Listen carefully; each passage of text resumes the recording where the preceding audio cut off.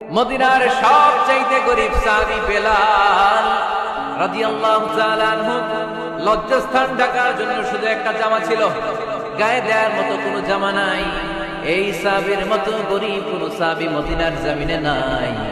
এই বেলাল রাদিয়াল্লাহু তাআলা আনহুকে বিশ্বনবী ডেকে বললেন, ইয়া বেলাল আনফিক ইয়া বেলাল লা তাখশা মিন যিল আরশি ইকলালা। ও বেলাল, আল্লাহর রাস্তায় দান করো, কারণ আমার আল্লাহর ধনভাণ্ডারের কমতি নাই। সাইয়েদনা বেলাল রাদিয়াল্লাহু তাআলা সবচেয়ে গরীব, শুনতেছেন, বুঝতেছেন? সবচেয়ে গরীব। ডাউন পার্টটা ঢাকার মতো একটা গার্মেন্ট ছিল, একটা কাপড়, এটা পেঁচায় আসতো নামাজ পড়তো। গায়ে রাখার মতো কোনো জামা নাই, আর খাবার দাবার টাকা পয়সা বলতে নাই। ওই সাহাবীর নবী সাল্লাল্লাহু আলাইহি ওয়াসাল্লাম বললেন, আনফিক বেলাল, বেলাল তুমিও দান করো, তুমিও দাও, দানের হাতকে প্রশস্ত করে দাও। আনফিক ইয়া ইবনা আদম উনফিক আলাইক, হে বনি আদম দাও, দিলে আমি তোমারে দেব। যারা দান করে বেশি তাদেরকে দেয় কে? দিলেই আসবে, না দিলে আসে না।